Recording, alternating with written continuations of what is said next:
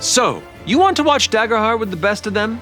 And keep up with the highs and lows of every twist and turn of the dice? Well, we got you. So stick around to follow along with the game. Daggerheart is a fast-paced, heroic tabletop role-playing game built for breaking your heart and blowing your mind with narratively driven action. For every action roll, a player describes what they want to do and works with the GM to determine whether a roll is necessary. And if it is, well, enter the duality dice.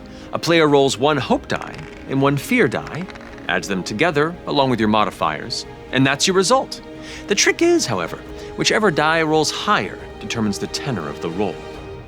Let's say you go to pickpocket a guard and the difficulty is set at 15. Oh, would you look at that? You rolled a 16 with hope. Nice.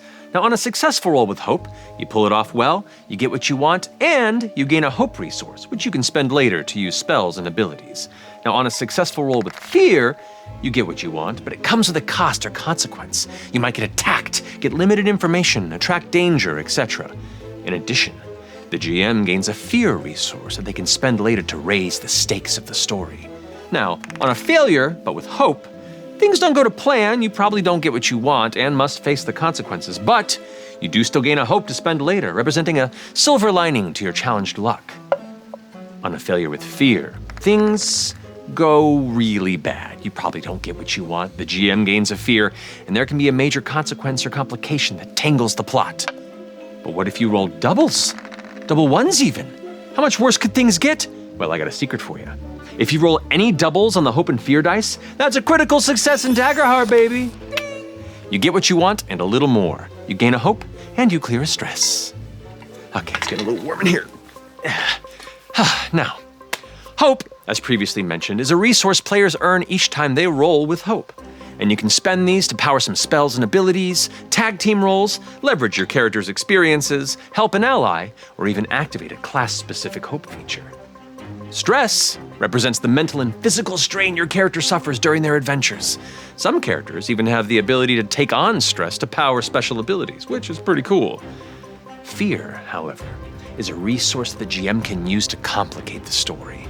They can spend their fear to use powerful adversary abilities, to interrupt the narrative with an obstacle or danger, or activate multiple enemies when the GM is acting in battle. Now, when an adversary sets their sights squarely on you, lashing out with a strike, the GM rolls a d20 and must meet or beat your character's evasion score. Crack! In comes a tail attack from the shadows, and the GM rolls a 10. And for this level 1 Guardian, it would just clear your evasion score, and that's a successful hit, dealing 3 physical damage, which would qualify as minor damage, chipping away a single hit point. Now, usually, when a character is hit, they mark 1, 2, or 3 hit points, representing the harm endured. The number of HP you mark is determined by your damage thresholds, which differ from one character to the next depending on your class, level, and equipment. Lastly, your character also has the ability to negate some or all incoming damage by marking an available armor slot, reducing the severity of the damage by 1 threshold, from severe to major, major to minor, or minor to nothing at all.